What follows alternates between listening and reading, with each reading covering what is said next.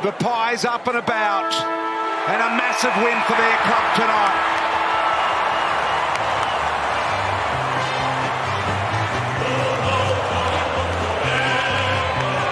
Take me out, coach. Oh, we ain't gonna talk about this. Take me out. It's my turn. It is. You told me it was my turn. You can talk all that you want to, yell and scream. You lost. It is my turn. You lost the game. It's my turn. Take as long as you want. You still lost. My $50 guaranteed $1 million. Off the play. G'day guys, Nate here, coming at you with the round 4 review of Collingwood's victory over Carlton. Thursday night, the MCG, 80,000 plus in attendance, as well as some loaded firearms as well.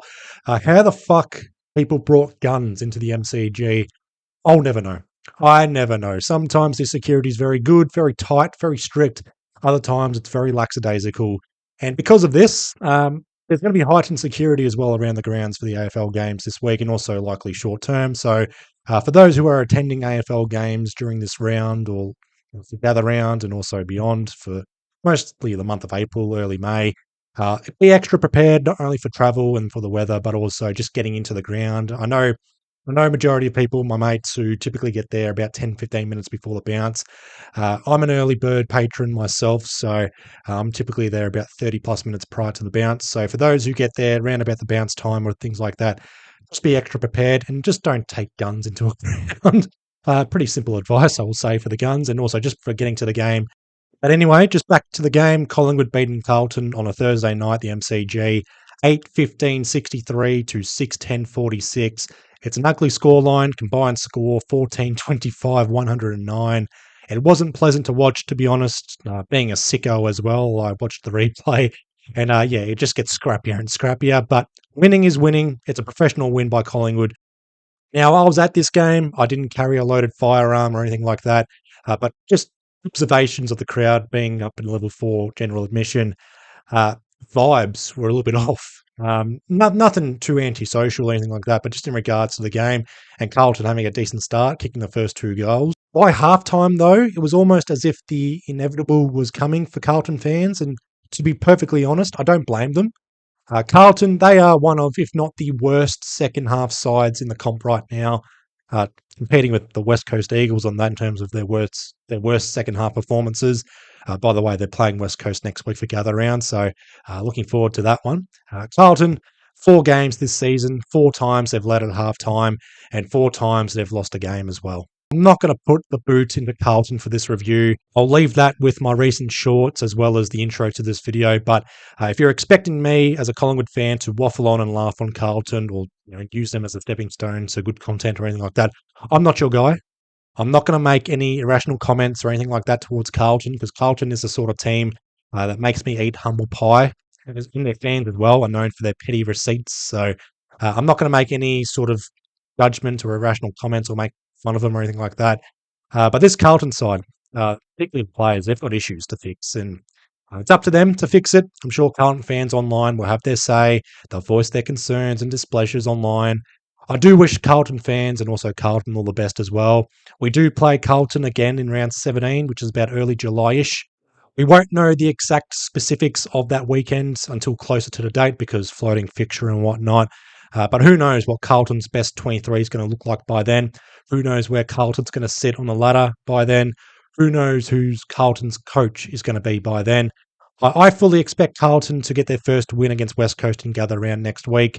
Their last victory as well, Carlton, was against West Coast, second last game of the season to keep their season alive. We'll leave it to Carlton fans and leave them to their hands and see how they fix and redeem themselves for 2025. But we're here to talk strictly Collingwood. 3 wins in a row, 3 wins at the MCG, 3-1 start. We've redeemed ourselves from that opening round capitulation. Currently sitting inside the top 4 as of this recording. I am recording this on a Friday night after work, which I'm also going to upload on the Saturday morning. So a bit of time to mellow out. Just with this win, this was pretty much set up after half-time. Very dominant third quarter. Across the board after half-time was where Collingwood trounced Carlton. And in the end as well, I think the scoreboard flatters Carlton, taking into account the wet weather conditions. This felt genuinely more like a 5 or 6 goal win, to be honest. But we'll accept it. 17-point win. And the third quarter differentials as well, I think that tells the story. Plus 29 in overall disposals. We were down minus 55 in disposals at halftime. So to claw that back in the third quarter, very good to see. Plus 12 in contested possessions in the third quarter. Plus 8 in clearances. Plus 10 inside 50s. Plus 15 in marks and plus 5 in tackles. And the scoreline as well. 4 goals, 630 to 1 behind that quarter. We kept Carlton to 4 goals, 630 by three-quarter time. We kicked 4 goals, 630 in 1 quarter of footy.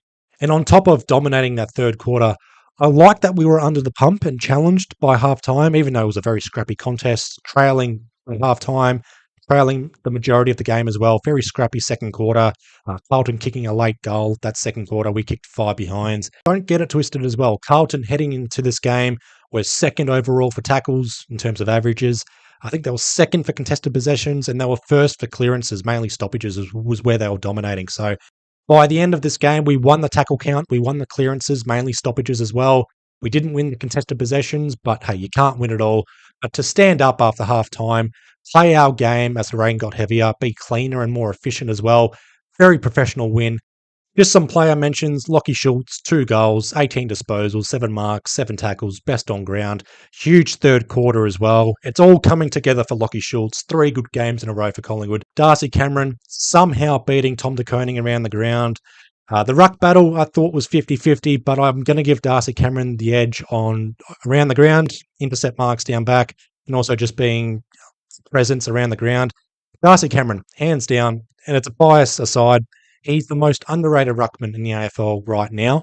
Other mentions: Harry Perryman, 20 disposals, but he kicked his first goal in Collingwood colours, which is good to see. Scott Pendlebury, 29 disposals at the age of 67.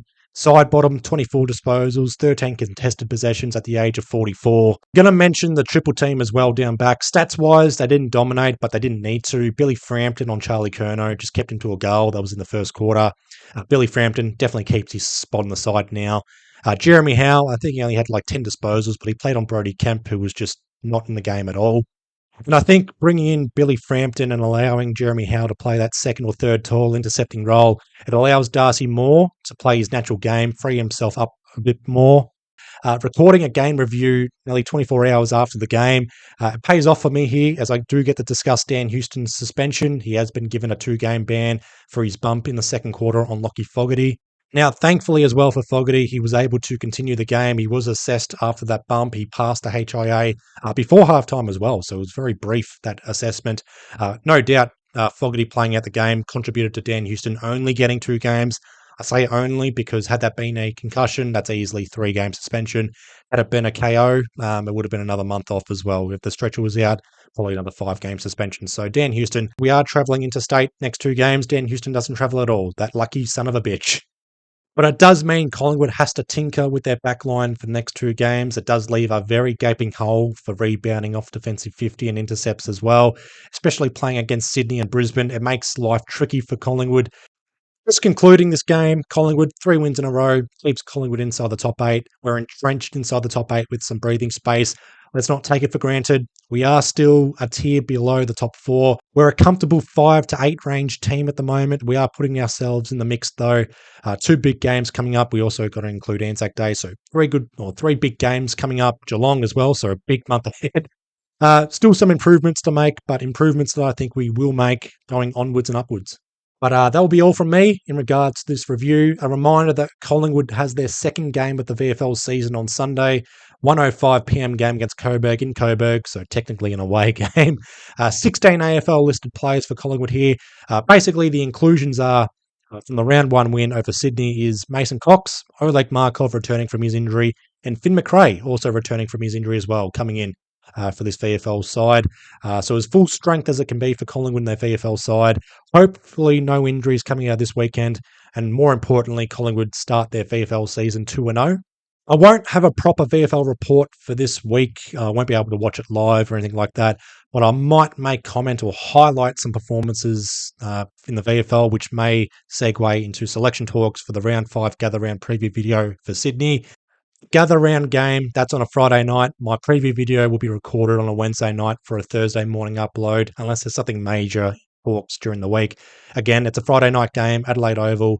and it's 50-50 as well on any videos I'll make in between that. But bit of a watch this space as usual. In the meantime, be well, stay safe.